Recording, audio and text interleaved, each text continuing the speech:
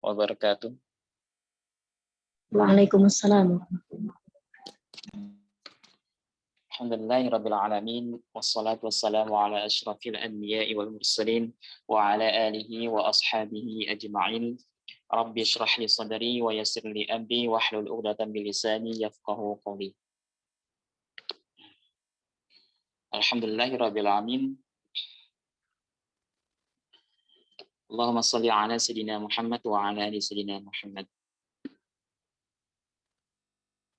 Alhamdulillah pada siang hari ini kita masih diberikan kesehatan oleh Allah Subhanahu wa taala sehingga masih bisa melaksanakan ibadah di bulan suci Ramadan ini.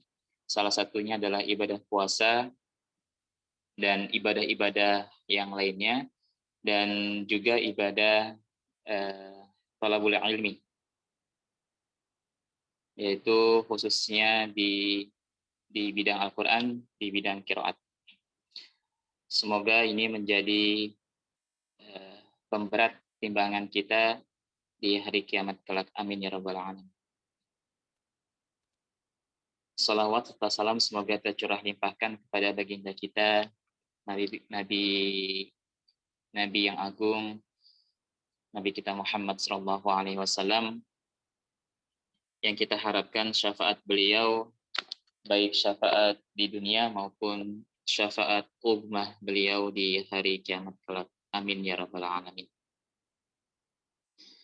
Taib asatid dan asatidah yang kami hormati, melanjutkan materi kita, pembahasan kitab Nuniyah Sakhawi. Kemarin kita sudah sampai bab qalqalah ya, kalau tidak salah. Bab sifat.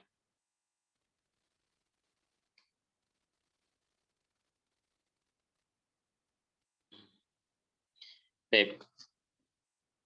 Nanti kalau misalkan ada pembahasan Ana yang kurang jelas atau terlalu cepat, nanti disampaikan saja ya. Bismillahirrahmanirrahim. Sifatul huruf.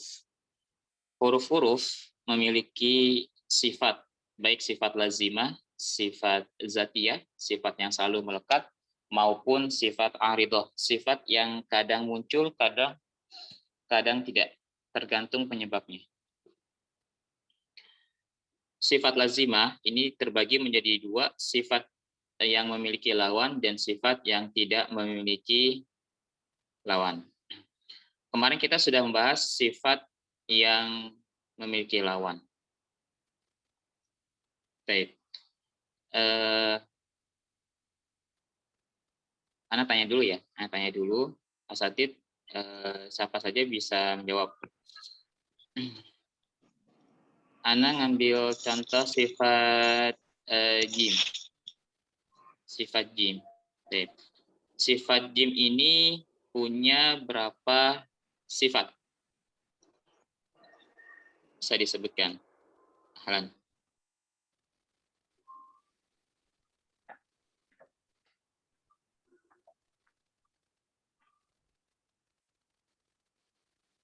Yang mau mencoba silakan. Sifat jim, huruf jim punya berapa sifat? 5 sifat, Ustaz. 5. Yang pertama apa, Ustaz? Jahar. Yang pertama jah. Yang kedua Syiddah. syiddah. Yang ketiga Istifal. istifal. Yang keempat Infitah. infitah. Yang kelima Afwan, dia ada 6, Ustaz. Yang ini ada ismatnya, Ustaz. ismat. Yang kelima ismat, yang keenam qalqalah. Yang keenam qalqalah. Barakallahu fikum, Ustaz. Ya, ini sifat jim. Baik. Qalqalah ya. Qalqalah. Kemarin kita sudah menyampaikan kenapa huruf yang 5 ini, huruf qalqalah ini, saat dia sukun itu terpantulkan. Saat sukun terpantulkan. Jadi karena 5 huruf ini punya 2 sifat yang sama, yaitu sifat syiddah dan sifat jahar. Lalu di huruf yang lain bagaimana? Contoh huruf hamzah. Hamzah juga jahar, ya kan? Lalu hamzah juga punya sifat syiddah. Nah, untuk hamzah ini itu diibdalkan sesuai dengan periwayatan. Ya, diibdalkan sesuai dengan periwayatan. Contoh pada kata imanan, asal katanya adalah imanan. Hamzah bertemu dengan hamzah. Hamzah kedua sukun, lalu diibdalkan menjadi imanan. Sesuai dengan periwayatan. Yang selalu kami sampaikan contohnya adalah kata muqsadah. Muqsadah ini hamzah sukun yang tidak diibdalkan, tidak ibdal ya. Tapi ketika riwayat lain kita jumpai diibdalkan. Diibdalkan. Ya, betul. Muqsadah. Nah, ini tadi 5 huruf ya, 5 huruf ditambah hamzah. Lalu untuk kaf dengan ta bagaimana? Punya dua kaf dengan ta, ini kan sifatnya syiddah. Tapi dia hamas kan? Tapi dia hamas. Ketika syiddah bagaimana caranya? Ketika kaf dengan ta itu sukun. Sifat hams dengan sifat syiddah apa tidak bertolak belakang? Nah, ketika dia sukun, ini seperti tetap ditunaikan, seluruh sifatnya tetap ditunaikan, hanya saja ketika dia sukun, dia harus syiddah dulu. Ketika sukun, kaf, dia harus syiddah dulu, baru hams. Jadi seperti ngantri ya, seperti ngantri sifat gitu. Jadi yang ditunaikan adalah sifat syiddahnya terlebih dahulu, lalu baru sifat hams. Ini pada kaf dengan pada ta. Cara pengucapan kaf dengan ta ketika sukun ini ada beberapa sanad yang sampai ke kami. Tapi biasanya kami mempraktekkan dengan sanad-sanad yang khas Mesir atau Sudan. Contoh misalkan kaf itu tidak boleh bocor. Kafnya tidak boleh bocor. Misalkan ak ik uk ak ik uk.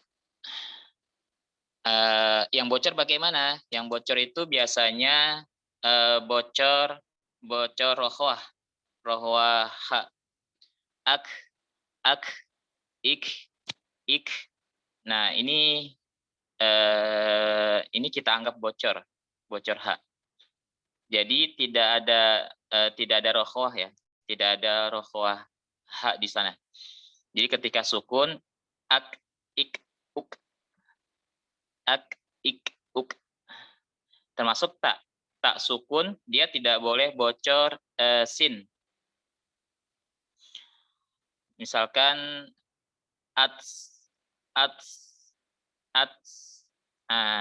tidak. Jadi ketika sukun cukup it ut. Kalau tak sukunnya gimana suaranya? Kalau tak sukun saja suaranya seperti ini.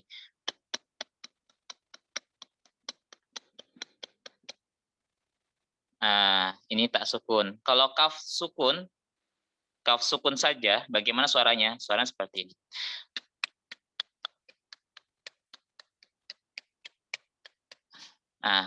Kedengaran nggak?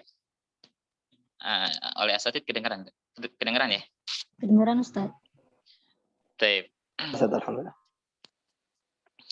Ini kaf dengan ta ya. Ana ulangin ya. Untuk kaf sukunnya saja ya. Jadi kita ingat-ingat ya. Sukun itu adalah jiwanya huruf. Jadi Kalau huruf kita bermasalah, coba latihannya itu disukun. Kalau huruf kita bermasalah, coba latihannya disukun. Kaf kita bermasalah, berarti kembali ke sukun. Latihannya ke sukun. Oh, berarti sukunnya pasti ada masalah nih. Gitu. Jadi kaf sukun. Nah, seperti itu. Tak sukun, suaranya seperti.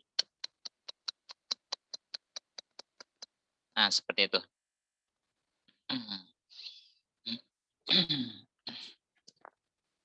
Semua huruf punya potensi bocor. Semua huruf punya potensi bocor. Nah, memang baiknya kita talaki huruf sebenarnya. Satu-satu. Melihat apakah ada huruf kita yang bocor atau tidak.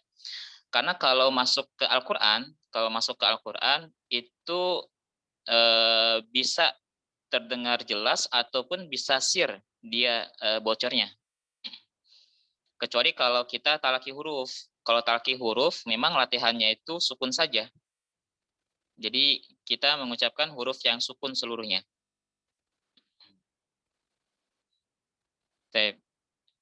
Insya Allah kalau ada waktu nanti kita talaki huruf.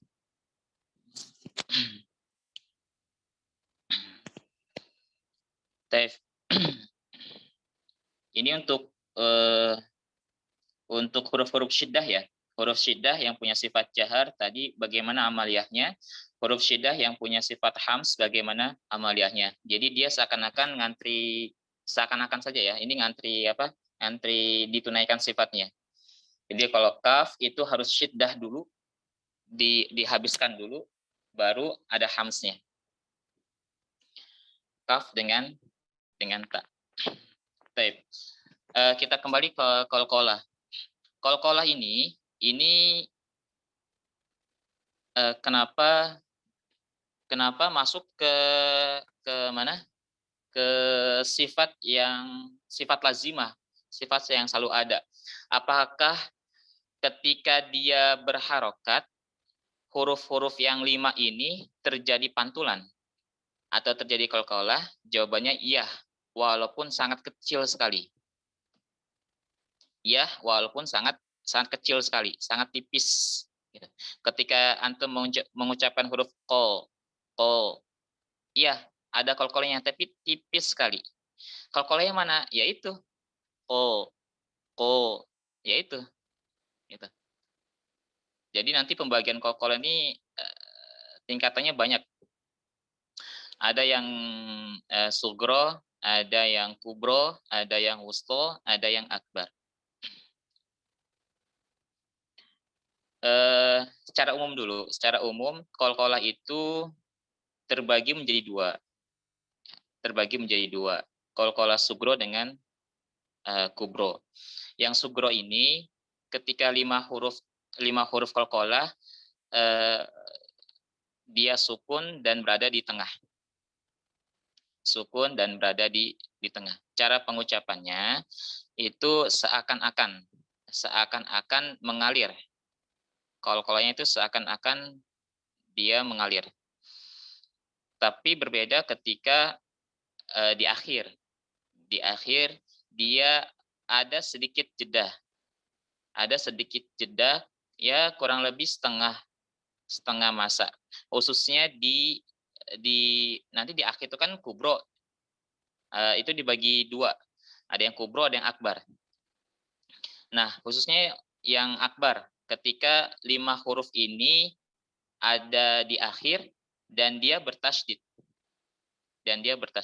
Nah, ini cara pengucapannya sedikit dikuatkan dan masa qalqalahnya itu kurang lebih setengah masa. Contoh misalkan bil haqqo. Jadi ada setengah masa. Jadi nggak langsung ya, nggak langsung seperti sugro. Kalau sugro kan langsung dia. Tapi kalau yang kubro, yang di akhir, akbar, itu ada setengah masa. Dan dan tidak boleh sampai satu masa. Kalau sampai satu masa dia ya seperti mengucapkan huruf nanti. Seperti mengucapkan huruf yang berharokat. Nah, ada beberapa diroya, ada beberapa teori yang sampai ke kami. Dalam mengucapkan huruf qalqalah sukun, ketika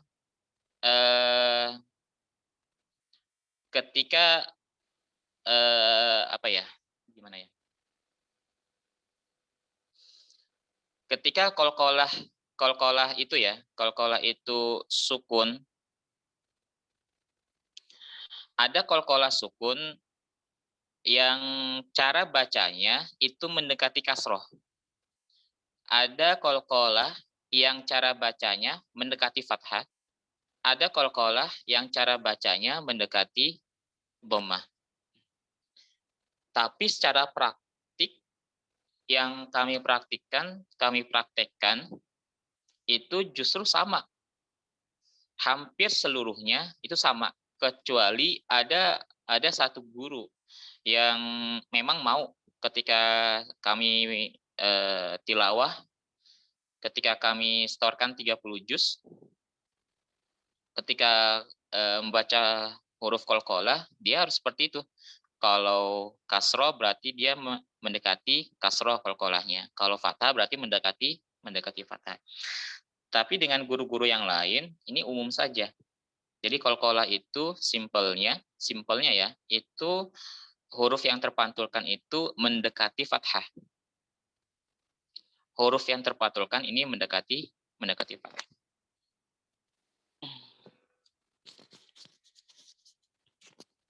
Baik. Selanjutnya,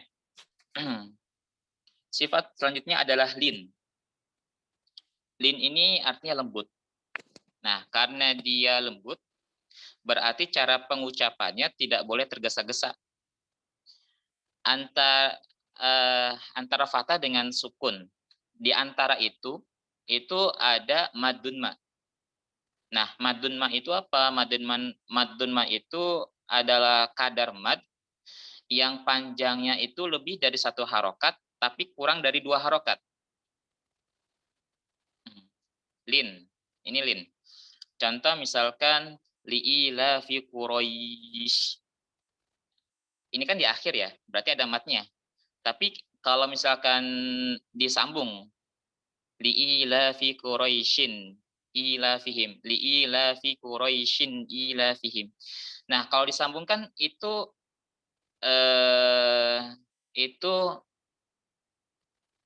kita menamakannya itu lin saja. Ketika di wasol itu kita menamakannya lin saja. Jadi kita menamakannya itu bukan madlin. Kapan kita menamakan madlin? Ketika waqaf li'ila fi Quraisy. Nah, ketika waqaf kita menamakan dengan madlin. Tapi ketika tidak waqaf kita menamakan dengan lin saja. Kita menamakan dengan lin. Nah, di sini ada antara pengucapan fathah ke sukunnya itu ada madun ma. Yang kadar madun ma menurut Syekh Ali Ad-Doba ini, menurut beliau kadarnya adalah lebih dari 1 harokat, tapi kurang dari 2 harokat. Baik, ini untuk lin. Sifat selanjutnya adalah inhiraf. Inhiraf ini hanya terjadi pada 2, yaitu lam dengan ro. Kenapa terjadi pada 2 lam dengan ro? Nah, kalau untuk lam, Imam Jazari sendiri kan tidak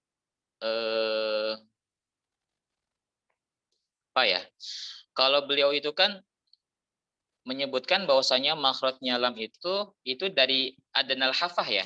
Jadi adnal hafah ini kalau bisa kita gambarkan adnal hafah dari sisi yang sini limuntaha sampai adna satunya lagi. Jadi dari adna hafah ini sampai adna di sisi yang lain.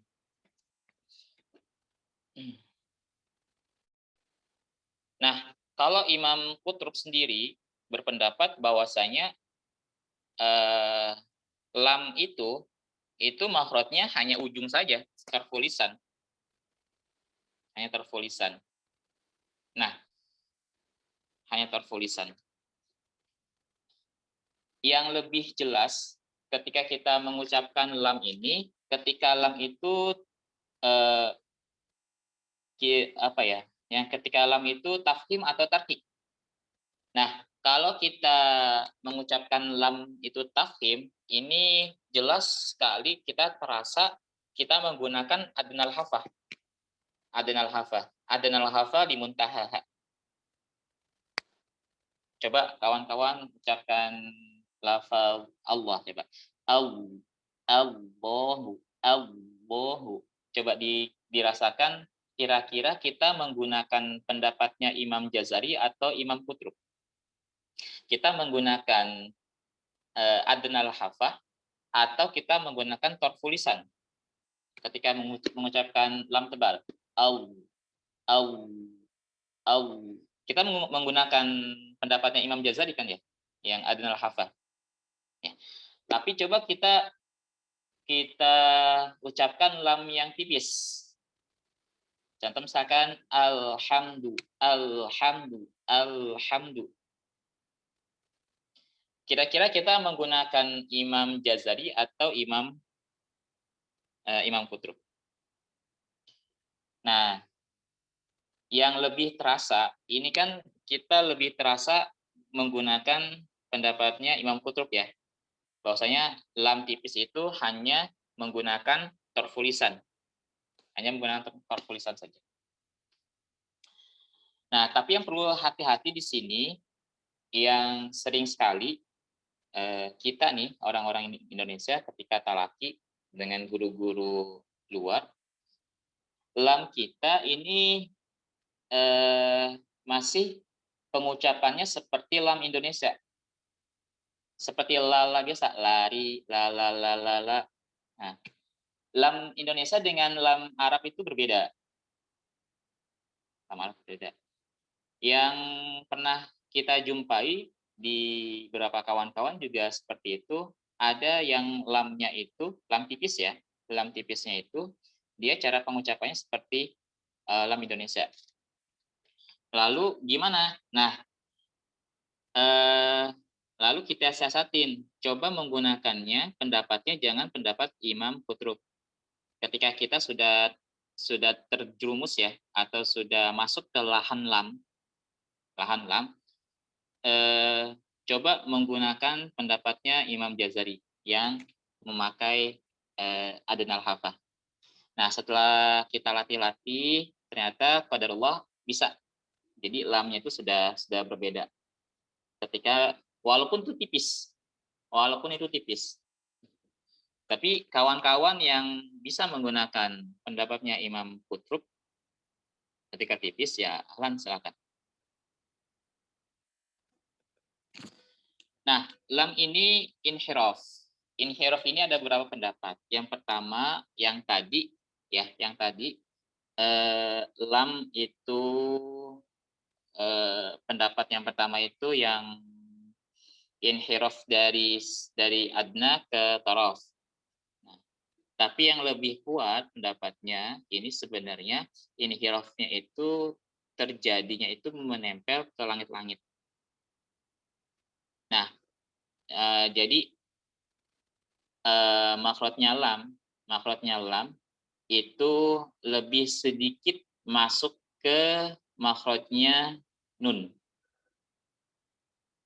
Kan langit-langit ya. Lam kan posisinya di depan sekali ya, depan nih, lam. La.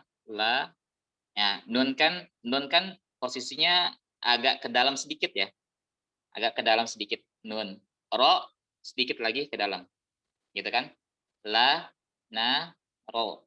Lam, nun, ro. Gitu ya. Nah, lam ini diperbolehkan inhiraf sampai ke nun. Begitu. Dan termasuk ro. ro ini diperbolehkan inhiraf dia. Inhiraf ke ke mana? Ke posisi yang agak lebih dalam. Inhiraf itu berpaling. Apa berpalingnya ini ke makhraj yang lain ya? Atau bisa juga ada pendapat yang mengatakan bahwasanya berpalingnya itu ke kanan atau ke kiri. Jadi ketika mengucapkan lam sebenarnya posisinya di sana. Tapi inhirafnya itu ke kanan atau ke kiri. Nah, ala kulihal asatidz sekalian, ala kulihal ini poinnya ini terletak nanti pada bagaimana bunyi yang keluar. Sekali lagi, perbedaan ulama, ini perbedaan ulama ya. Nah, perbedaan ulama ini menjadi rahmat buat kita, artinya menjadi kemudahan buat kita. Kalau kita tidak bisa mengikuti pendapat ulama yang satu, kita diperbolehkan mengikuti pendapat ulama yang lain. Dengan syarat pendapat ulama tersebut adalah mu'tamad. Mu'tamad itu artinya diakui oleh ulama-ulama yang lain. Kalau pendapat ulama ini di berbagai disiplin ilmuwan ya, di fikih, di usul fikih, di ilmu-ilmu yang lain, seperti itu. Kalau pendapatnya itu tidak mu'tamad, berarti ditinggalkan sama sekali. Tapi kalau pendapatnya itu mu'tamad, artinya diakui di dalam madhabnya, maka diperbolehkan kita untuk memilih. Termasuk di kajian kali ini juga di tafsir, di tajwid afwan. Baik. Ini untuk lam dengan ro. Bagaimana untuk menguji ketepatan? Nah, sekali lagi untuk menguji ketepatan lam dengan ro ini ya saat talaki berhuruf. Yang inhiraf ini hanya 2 huruf saja, lam dengan ro. Jangan sampai terjadi inhiraf di huruf-huruf yang lain. Khususnya adalah huruf ha. Ha yang kita sebut dengan ha tebal itu biasanya inhirafnya sampai ke dada. Sampai ke dada. Ha, sampai ke dada. Nah, dada ini bukan makhraj. Dada ini bukan makhraj, jadi dia tidak boleh dijadikan makhraj juga. Jadi yang inhiraf hanya 2. Ini disepakati ya oleh para ulama bahwasanya yang inhiraf itu hanya 2 saja. Tidak boleh lebih. Baik. Selanjutnya ro. Ro punya sifat lain yaitu takrir. Takrir itu adalah bergetar. Jadi dia terjadi getaran.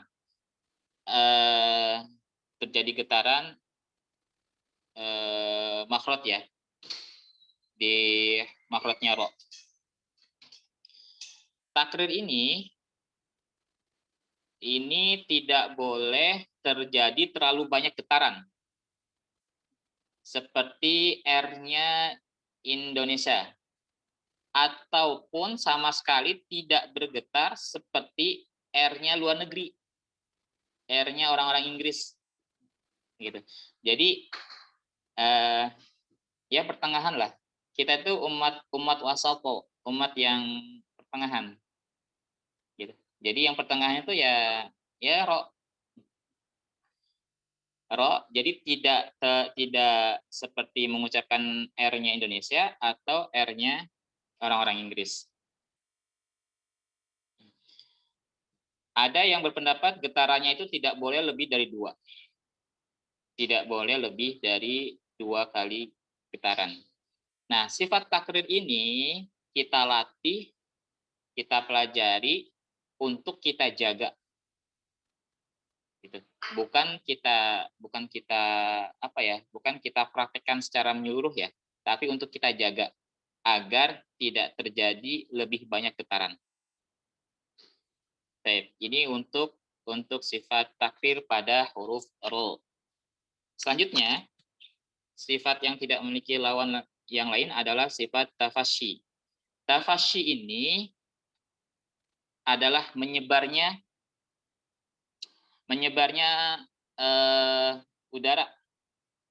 udara gitu. Jadi di dalam mulut kita ini tersebar nafas ketika menyebutkan huruf shin. Coba kita sambil praktekkan huruf shin. Menyebar ya, menyebar. Biasanya kesalahannya itu adalah huruf shin ini cara mempraktekannya itu dengan memanyunkan dua bibir. Contoh misalkan nah enggak. Biasa saja. Nah, kalau dengan ini sudah tertunaikan sifat tafasyinya, jadi tidak boleh berlebihan. Mukammalan min ghairi matakalufi bil lutfi fin nutqi bila ta'assufi. Ini kata Imam Jazari. Jadi tidak boleh berlebihan dalam mengucapkan huruf. Jadi kalau itu sudah tertunaikan sifat tafasyinya, berarti sudah cukup. Baik. Yang selanjutnya ini sifat istitolah. Istitolah itu artinya terbentangnya makhraj. Ini makhraj yang paling panjang ini, bo itu. Baik. Ini ada dua makna ya. Yang pertama, terbentangnya istitolah itu terbentangnya makhraj. Jadi dari ujung lidah sini sampai ke sini. Jadi ini seluruhnya ini adalah makhrajnya bo. Makhrajnya bo. Baik. Makna yang kedua, dia ketika sukun. Istitolahnya ini adalah jadi tidak dihabiskan, tapi ada sifat yang tetap mengalir. Walau dia ada sifat istitolahnya. Bo sukun, dia ada sifat istitolah. Ini makna yang kedua. Biasanya terjadi kesalahan dalam mengucapkan huruf bo. Ini sama dengan huruf wo. Huruf bo ini sama dengan huruf wo. Ataupun huruf dal yang ditebalkan. Ataupun juga kita pernah dapat dia seperti mengucapkan huruf lam yang terlalu tebal. Mengucapkan huruf do seperti mengucapkan huruf lam yang terlalu tebal. Nah, ini ya tadi yang tadi kami sampaikan, setiap huruf punya potensi bocor. Setiap huruf punya potensi bocor. Baik. Ini huruf do. Latihannya gimana? Latihannya ya kembali ke sukun ya. Kembali ke sukun. Seluruhnya kembali ke sukun. Huruf bo sukun misalkan bo sukun.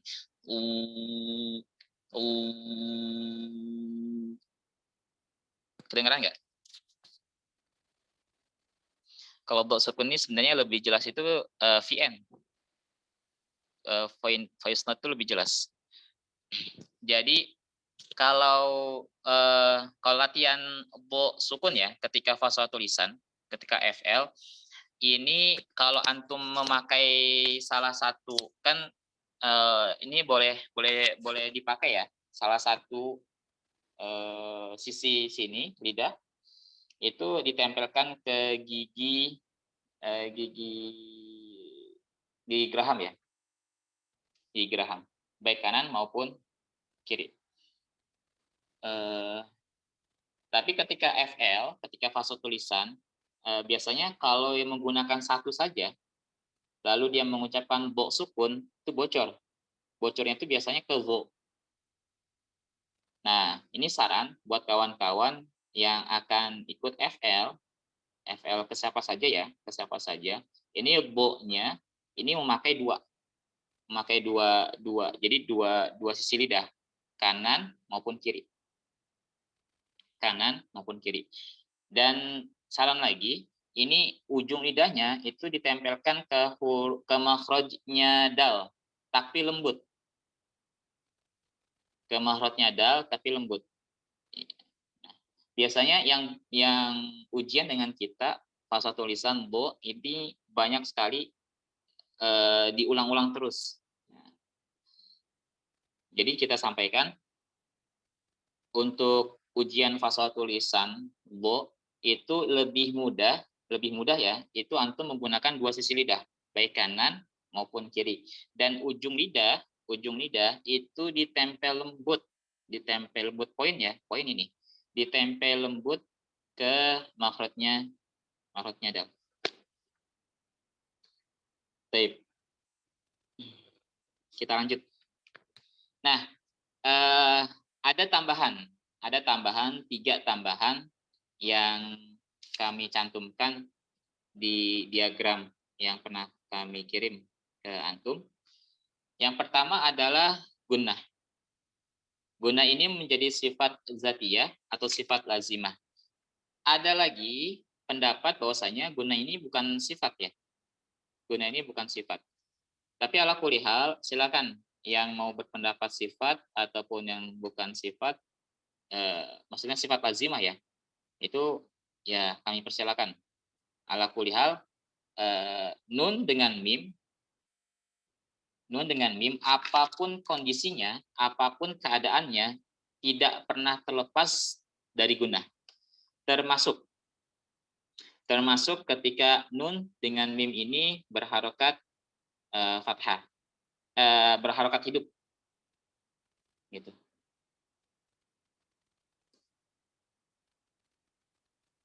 Baik. Gunnah.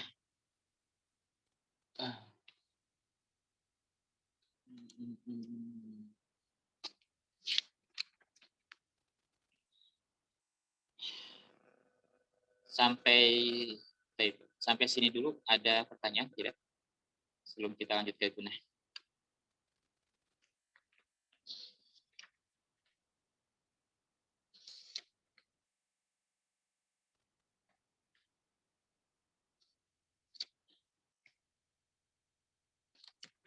Tidak ada? Kalau tidak ada, kita lanjutkan.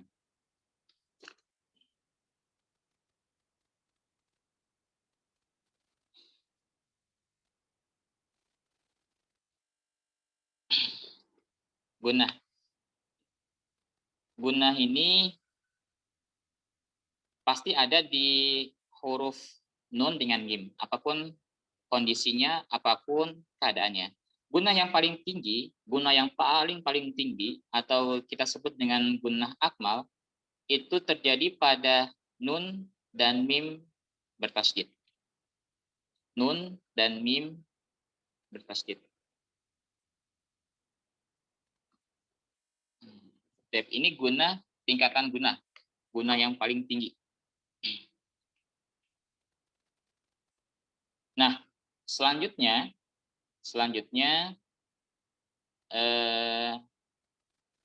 tadi gunnah akmal ya, gunnah yang paling tinggi, paling sempurna, gunnah akmal. Selanjutnya gunnah kamilah. Nah, gunnah kamilah ini apa? Gunnah kamilah ini tingkatnya sempurna, tapi tidak sesempurna yang gunnah akmal yang tadi nun dengan mim.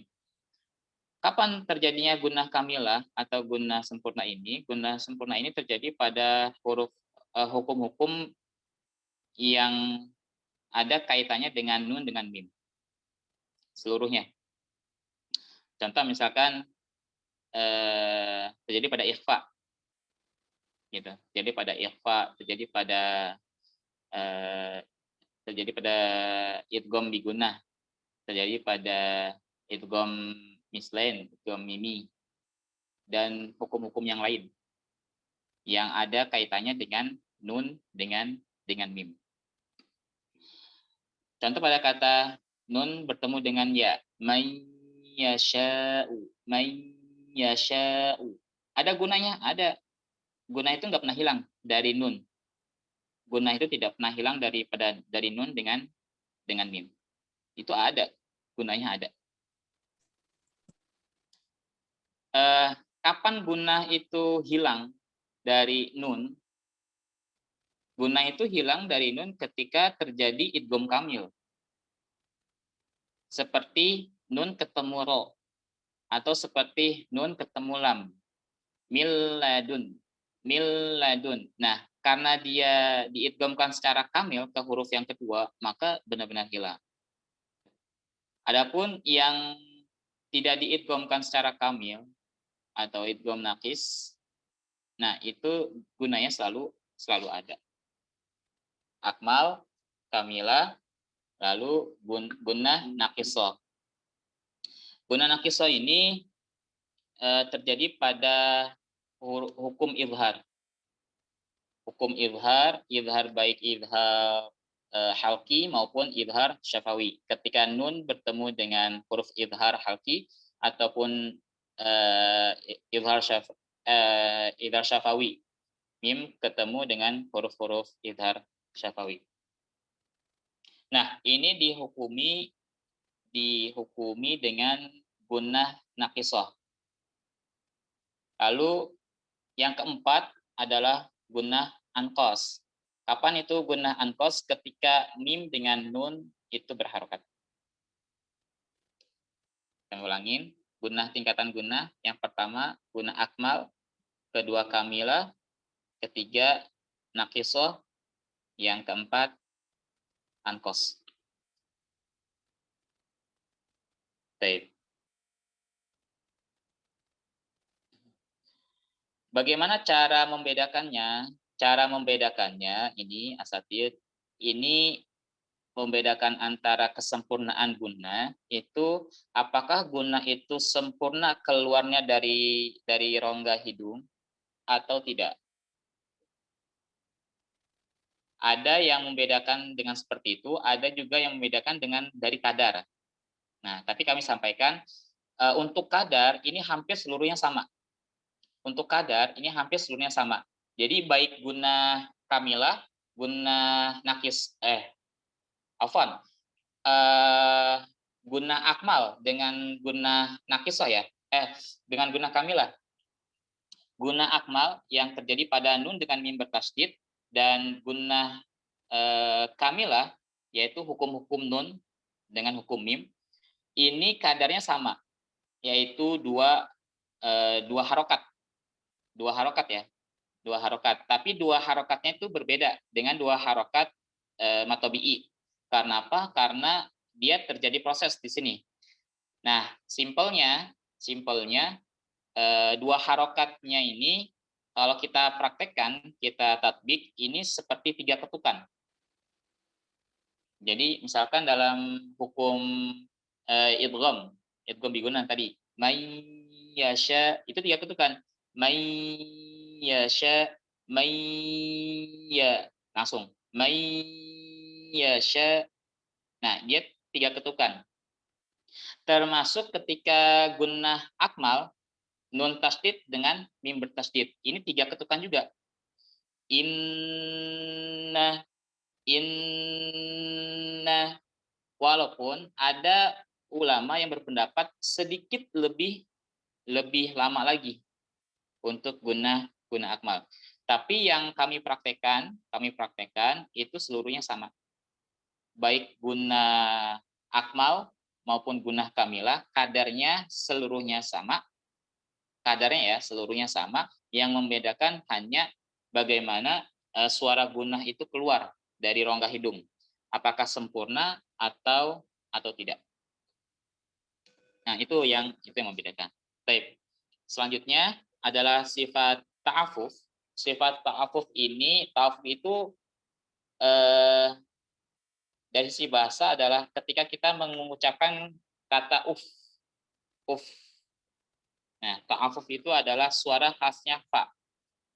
Ada ulama yang berpendapat ta'afuf ini, fa ini digabungkan saja dengan sifat sofir, sifat tambahan.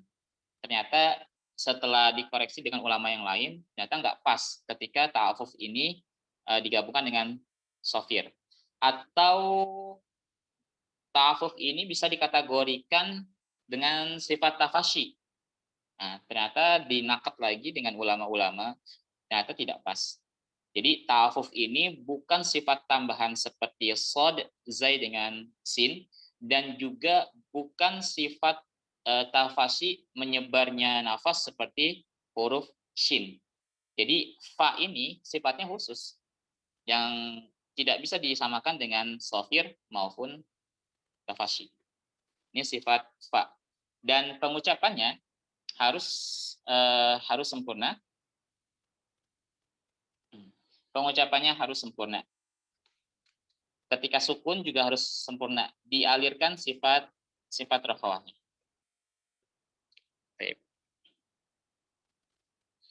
Yang kami dapati ketika sukun ini beberapa kawan tergesa-gesa dalam mengucapkan huruf fa. Jadi ketika sukun af ini harus sempurna. Lalu yang terakhir, sifat yang terakhir adalah sifat khofa. Nah, sifat khofa ini artinya tersembunyi. Ini sifat alamiah yang ada pada huruf-huruf mad. Lalu pada huruf lin dan huruf ha. Mad, lin dengan huruf ha. Nah, ini sifat khofa ini sifat yang kita pelajari untuk kita tinggalkan. Kalau takrir, ini adalah sifat yang kita pelajari untuk kita jaga agar tidak terlalu banyak terjadi getaran. Kalau khofa, ini sifat alamiah huruf yang kita pelajari justru untuk kita jauhkan. Untuk tidak kita praktekkan. Nah, contoh misalkan huruf mad. Huruf mad khususnya ketika bertemu dengan hamzah. Contoh misalkan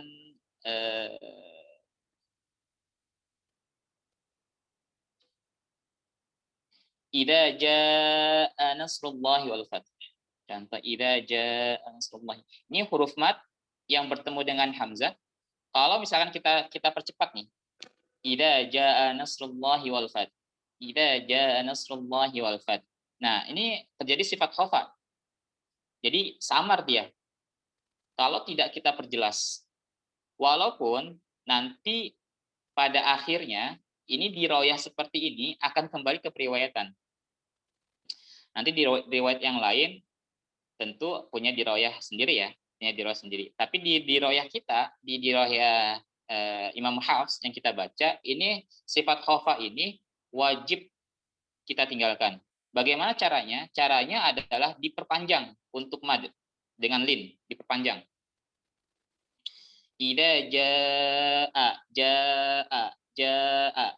Kalau kita perpendek jaa, nah seperti itu. Kita perpanjang dan kita pertegas pengucapan huruf hamzahnya. Lalu pada lin ini tidak boleh buru-buru.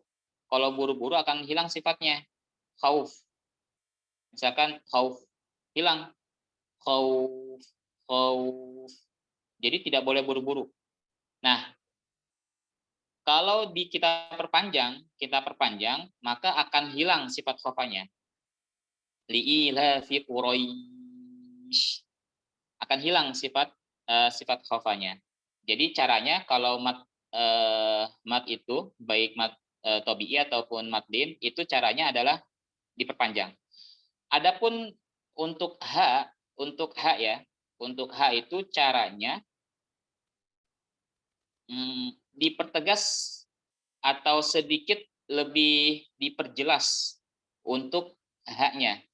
Contoh misalkan jibahuhum, jibahuhum. Nah, ini sedikit diperjelas jibahuhum. Kalau nggak diperjelas jibahum. Nah, ini harus sedikit diperkuat jibahuhum. jibahuhum. Nah, kuncinya kalau di huruf H, apapun keadaannya ya, baik itu maksilah, qasirah, maksilah tawilah, apapun keadaan H yang lain, poinnya di huruf H ini adalah diperjelas huruf H-nya. Baik. Ada pertanyaan sampai di sini?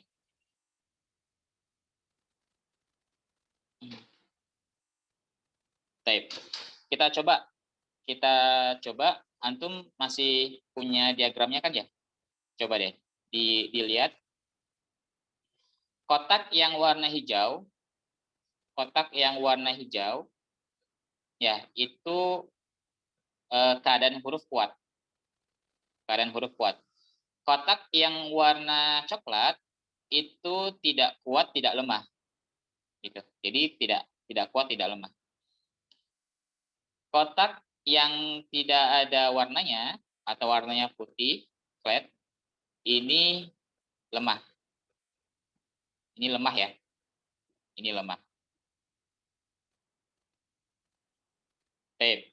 Sekarang kita coba ya. Siapapun boleh. Asatil, ustazah atau ustadz boleh. Untuk sifat huruf H. Sifat huruf H, silakan. Dia punya berapa sifat kuat dan berapa punya sifat lemah?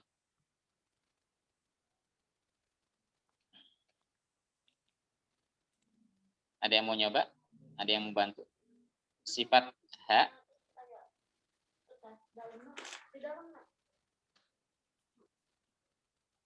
Ya, siapa?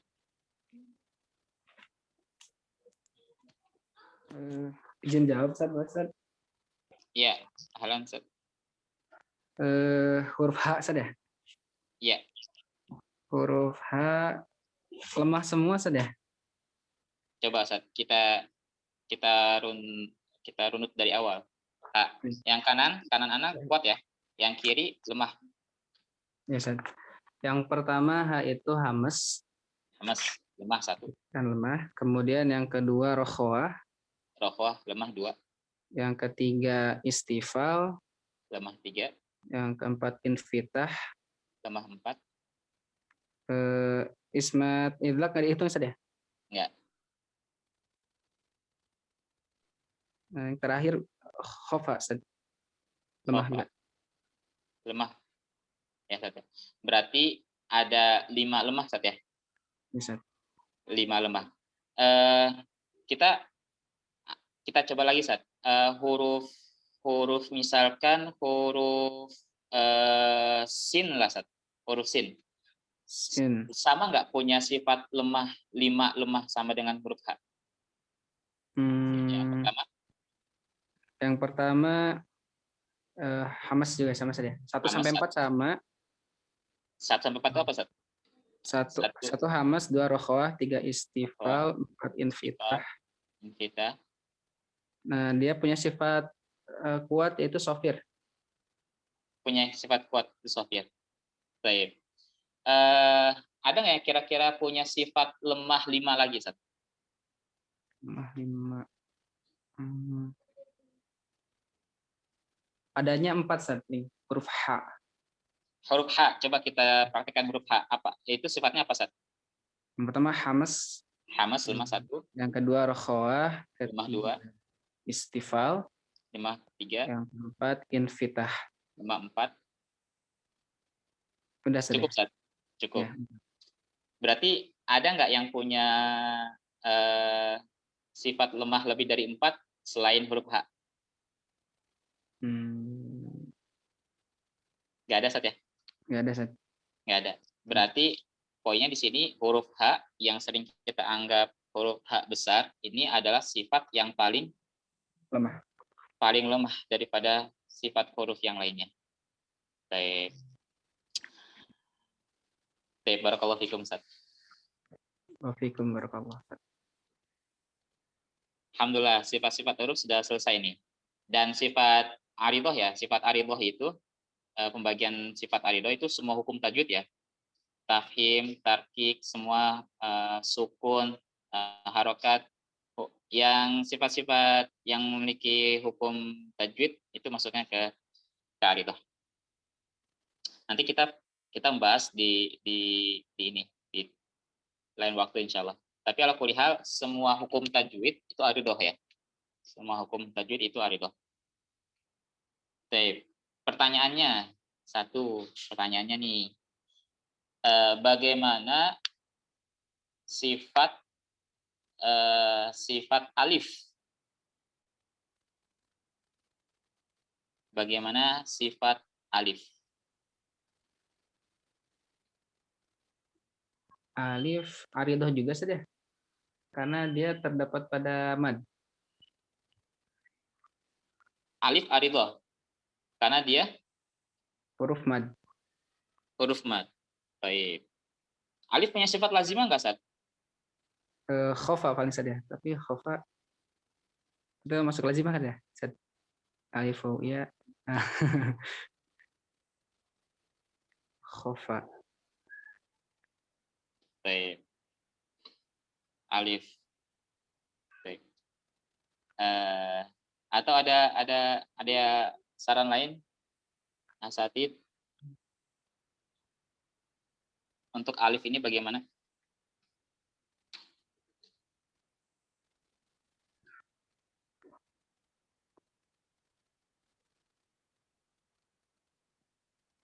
Dia punya sifat lazimah?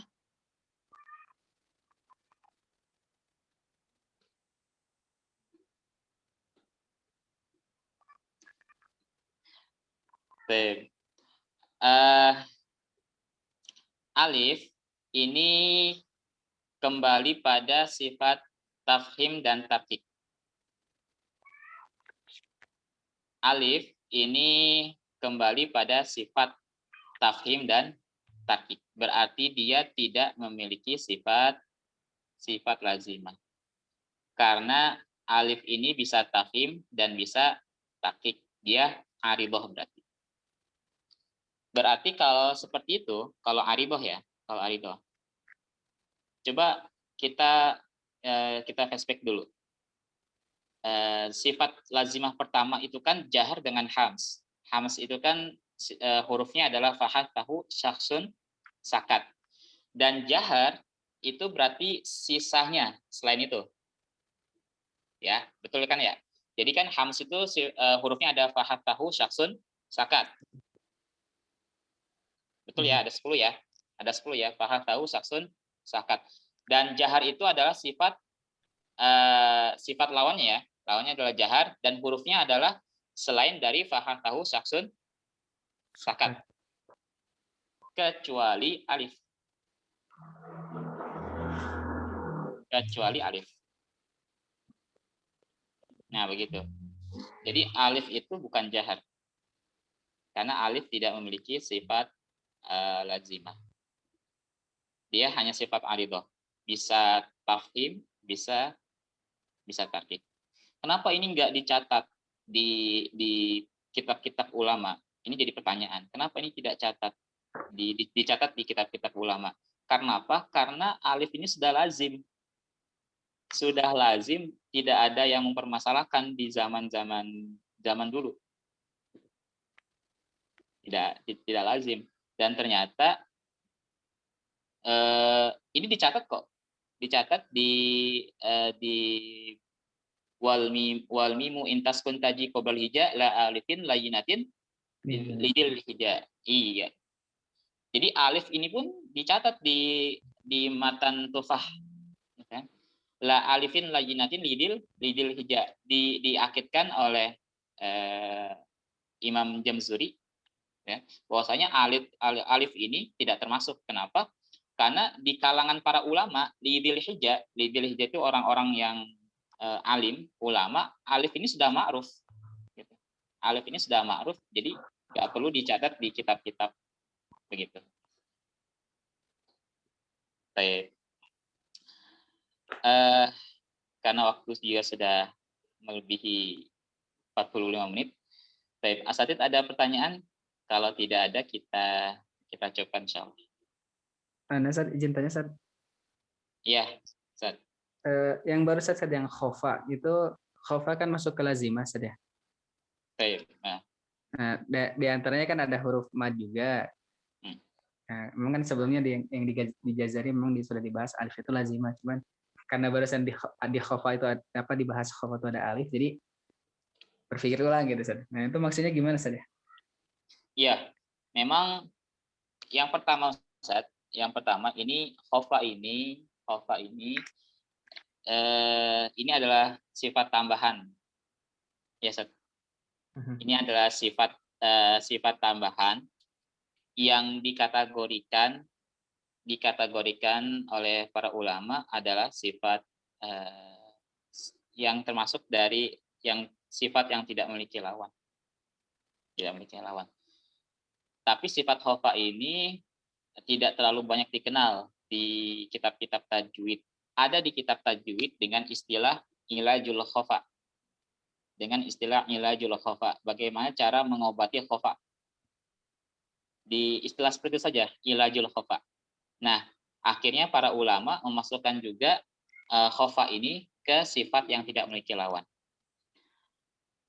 Tidak dimasukkan secara rinci oleh Imam Jazari ini bahwasanya dia masuk ke sifat lazimah, Ustaz. Tapi memang di ulama-ulama setelahnya itu lalu dikuatkan bahwasanya berarti khofa ini masuk ke sifat lazimah. Tetapi khusus untuk alif afwan. Jadi ini para ulama juga berbeda pendapat gitu, Ustaz ya. Dari setelah zamannya beliau, apakah ini harus dimasukkan ke sifat yang tidak memiliki lawan ataupun sifat yang tidak memiliki lawan, karena impact-nya nanti termasuk ke alif tadi. Nah, yang kami dapati alif ini hanya kaitan dengan sifat aridoh, Ustaz. Hanya sifat aridoh, yaitu hukum tafkhim dan takhfif. Itu saja. Adapun di dalam khofa itu pembahasannya adalah sifat alamiahnya, Ustaz. Sifat alamiah. Allahu a'lam. Baik, Ustaz. Oh iya, Ustaz. Baik, kalau gitu kita cukupkan ya, Ustaz ya. Kita cukupkan. Ana minta izin untuk asatid besok insya Allah kita kembali kajian, tapi di jam yang sama, di jam 1 ya. Karena di sore ada beberapa kegiatan yang bentrok di sore hari. Jadi insya Allah besok kita lanjutkan, tapi di jam yang sama, di jam 1 insya Allah. Nah, karena sifat ini sudah lengkap, sifat huruf sudah lengkap, nanti insya Allah pembahasannya akan lebih mudah, pembahasan matan. Pembahasan matan Nuniyah Sakhawi insya Allah akan lebih mudah insya Allah. Baik, kalau gitu kita cukupkan. Kita masih ada 2 pertemuan lagi ya, besok dan pekan depan ya. Nah, pekan depan. Kalau besok bisa kita selesaikan semua, alhamdulillah nanti 1 pekan lagi kita akan coba latihan huruf.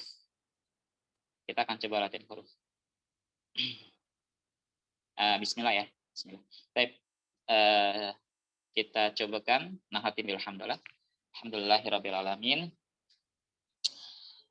Kafaratul majlis, subhanakallahumma bihamdika asyhadu an la ilaha illa anta astaghfiruka wa atubu ilaik.